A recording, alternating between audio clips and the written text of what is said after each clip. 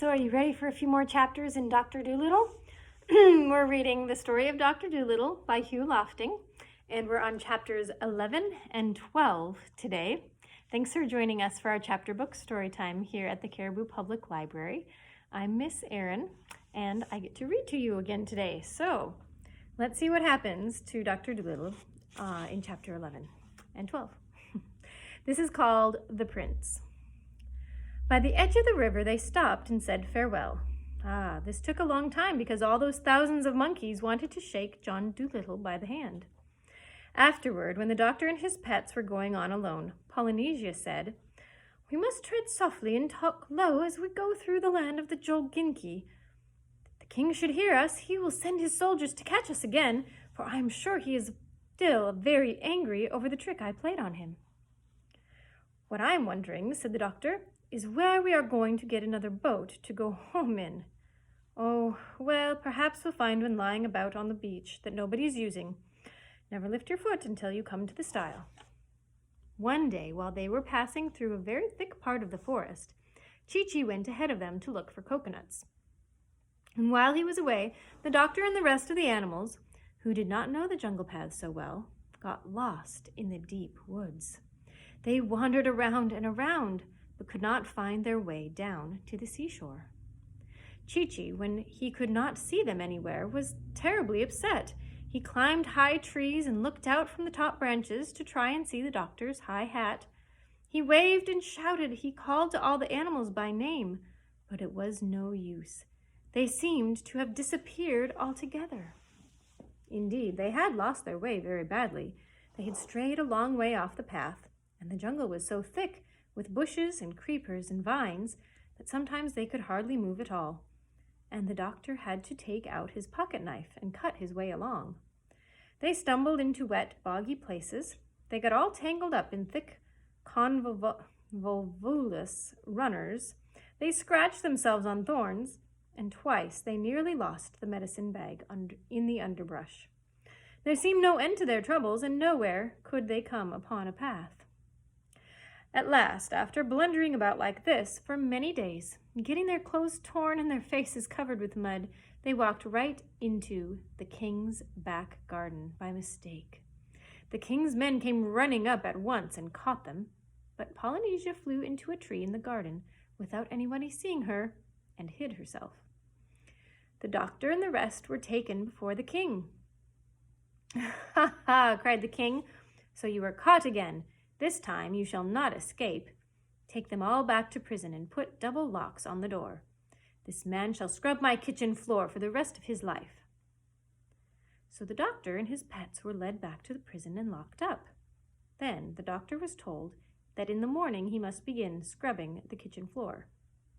They were all very unhappy. "This is a great nuisance," said the doctor. "I really must get back to Puddleby. That poor sailor will think I've stolen his ship if I don't get home soon. I wonder if those hinges are loose." But the door was very strong and firmly locked. There seemed no chance of getting out. Then Gub-Gub began to cry again. All this time, Polynesia was still sitting in the tree in the palace garden. She was saying nothing and blinking her eyes. This was always a very bad sign with Polynesia. Whenever she said nothing and blinked her eyes, it meant that somebody had been making trouble, and she was thinking out some way to put things right. People who had made trouble for Polynesia or her friends were nearly always sorry for it afterward. Presently, she spied Chi-Chi swinging through the trees, still looking for the doctor. When Chi-Chi saw her, he came into her tree and asked what had become of him. "The doctor and all the animals have been caught by the king's men and locked up again," whispered Polynesia. "We lost our way in the jungle and blundered into the palace garden by mistake." "But couldn't you guide them?" asked Chi-Chi, and he began to scold the parrot for letting them get lost while he was away looking for the coconuts. "It was all that stupid pig's fault," said Polynesia. "He would keep running off the path hunting for ginger root, and I was kept so busy catching him and bringing him back that I turned to the left instead of the right when we reached the swamp. Shh, look, there's Prince Bumpo coming into the garden. He must not see us. Don't move, whatever you do." And there, sure enough, was Prince Bumpo. the king's son, opening the garden gate. He carried a book of fairy tales under his arm. He came strolling down the gravel walk, humming a sad song, until he reached a stone seat right under the tree where the parrot and the monkey were hiding. Then he lay down on the seat and began reading the fairy stories to himself. Chi-Chi and Polynesia watched him, keeping very quiet and still. "Chi-Chi," Polynesia whispered, "I have an idea. Maybe I can hypnotize him." "What good will that do?" Chi-Chi whispered back. "When you've been hypnotized, you sort of go to sleep and you'll do whatever you've been told to do, even after you wake up. If I can put the prince in a trance, I'll tell him to unlock the prison and let the doctor out." "Well, it's worth a try," Chi-Chi said. "How will you do it?" "Just watch me and don't move," said Polynesia. She whispered as she slid down very quietly on the branch on which she was perched until she was closer to the prince.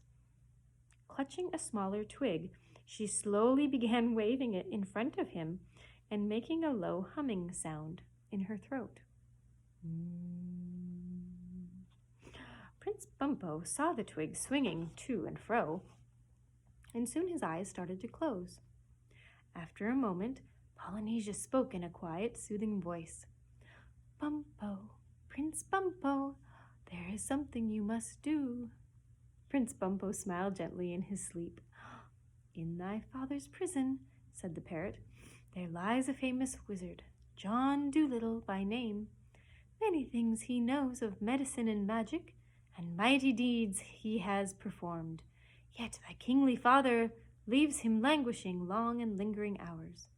Go to him, brave Bumpo, secretly when the sun has set, but first prepare him a ship in which he may sail away, far from these unfriendly shores. Then go and unlock the prison doors. Let the great wizard and his animals go free." Again, the sleeping prince smiled. That's the end of chapter 11. Let's see what happens in the 12th chapter, called Medicine and Magic. Very, very quietly, making sure that no one should see her, Polynesia then slipped out of the garden and across to the prison. She found Gub-Gub poking his nose out through the bars of the window, trying to sniff the cooking smells that came from the palace kitchen. She told the pig to bring the doctor to the window because she wanted to speak with him. So Gub-Gub went and woke the doctor, who was taking a nap. "Listen," said the parrot, when John Dolittle's face appeared. "Prince Bumpo is going to find a ship for you, then he will come here tonight to unlock the prison doors. Have everyone ready to leave." "How on earth?" The doctor started to speak, but Polynesia quickly hissed, "Quiet! The cars are coming!" And she flew off. The prince was as good as his, or Polynesia's, word, and late that night he came to the prison. "Oh, great wizard," he said, "I have come to set you free and have made ready a ship for you." Then the prince, taking a bunch of copper keys from his pocket, undid the great double-locked doors. And the doctor, with all his animals, ran as fast as they could down to the seashore, while Bumpo leaned against the wall of the empty dungeon, smiling after them happily. When they came to the beach, they saw Polynesia and Chi-Chi waiting for them on the rocks near the ship. Then the Push-Me-Pull-You, the white mouse, Gub-Gub, Dab-Dab, Jip, and the owl, Tutu, went onto the ship with the doctor. But Chi-Chi, Polynesia, and the crocodile stayed behind because Africa was their proper home, the land where they were born. And when the doctor stood upon the boat, he looked over the side across the water, and then he remembered that they had no one with them to guide them back to Puddleby. The wide, wide sea looked terribly big and lonesome in the moonlight, and he began to wonder if they would lose their way when they passed out of sight of land.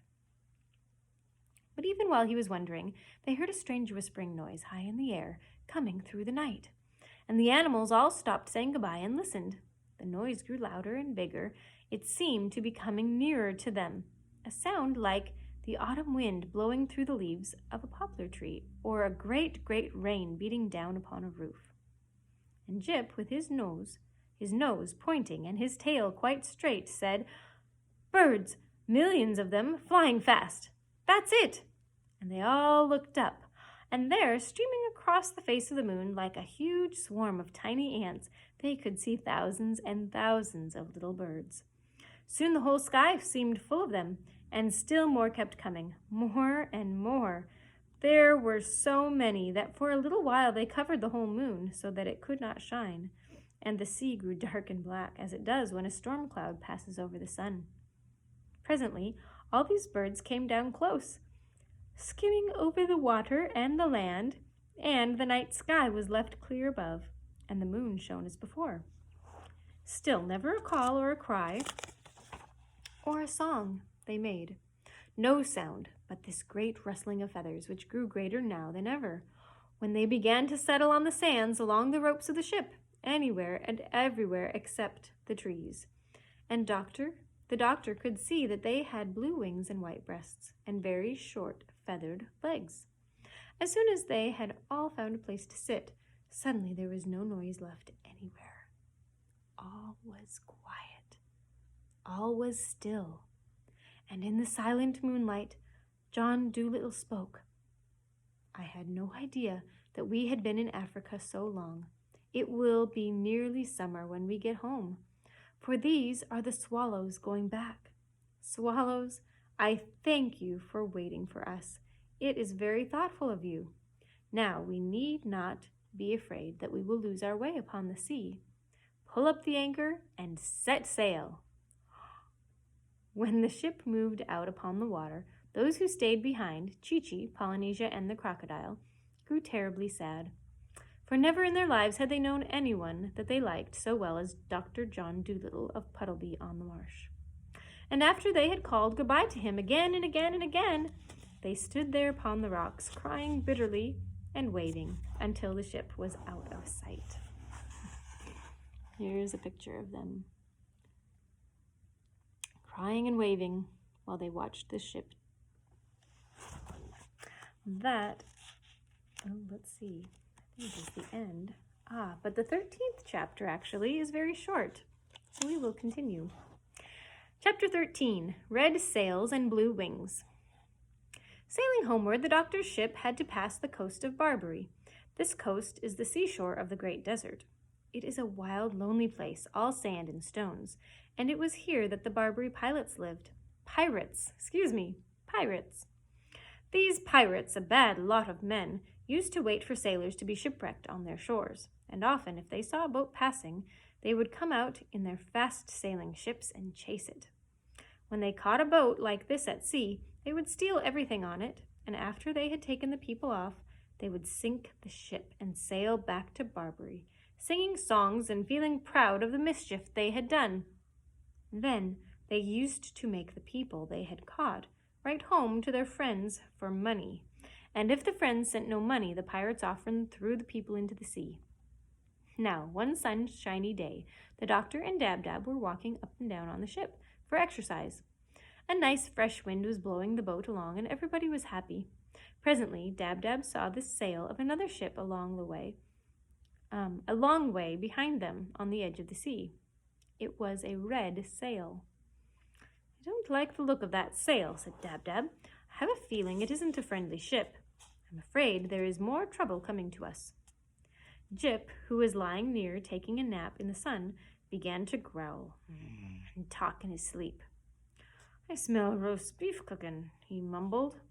Underdone roast beef with brown gravy on it. Good gracious, cried the doctor. What's the matter with the dog? Is he smelling in his sleep as well as talking? I suppose he is, said Dab-Dab. All dogs can smell in their sleep. But what is he smelling? Asked the doctor. There's no roast beef cooking on our ship. No, said Dab-Dab. The roast beef must be on the other ship over there. But that's 10 miles away, said the doctor. He couldn't smell that far, surely. Oh, yes, he could, said Dab-Dab. You ask him. Then Jip, still fast asleep, began to growl again, and his lip curled up angrily, showing his clean white teeth. I smell bad men, he growled. The worst men I ever smelled. I smell trouble. I smell a fight. 6 bad scoundrels fighting against one brave man. I want to help him. Woof, oh, oh, woof. Then he barked loudly and woke himself up with a surprised look on his face. "See," cried Dab-Dab, "that boat is nearer now. You can count its 3 big sails, all red. Whoever it is, they are coming after us. I wonder who they are." "They're bad sailors," said Jip, "and their ship is very swift. They are surely the pirates of Barbary." "Oh, no." "Well, we must put up more sails on our boat," said the doctor, "so we can go faster and get away from them. Run downstairs, Jip, and fetch me all the sails you see." The dog hurried downstairs and dragged up every sail he could find. But even when all these were put up on the mast to catch the wind, the boat did not go nearly as fast as the pirates, which kept coming on behind, closer and closer. Oh dear. Can you see the picture? Here they are standing with Jip and Dab-Dab and the boat in the distance. "This is a poor ship the prince gave us," said Gub-Gub the pig. "The slowest he could find, I should think. Might as well try to win a race in a soup tureen as hope to get away from them in this old barge. Look how near they are now. You can see the mustaches on the faces of the men.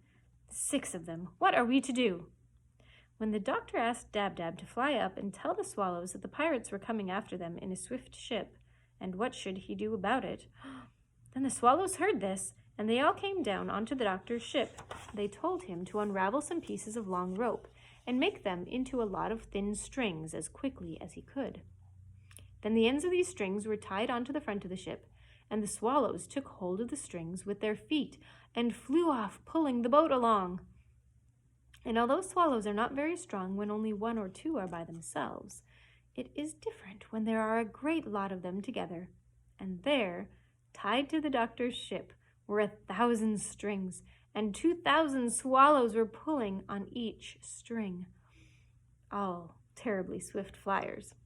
And in a moment the doctor found himself traveling so fast he had to hold on to his hat with both hands, for he felt as though the ship itself were flying through waves that frothed and boiled with speed. And all the animals on the ship began to laugh and dance about in the rushing air, for when they looked back at the pirate ship, they could see that it was growing smaller and smaller now, instead of bigger. The red sails were being left far, far behind. And that is the end of our reading for today. Well, you guys enjoy the rest of your day, and we will see you next time. Bye for now.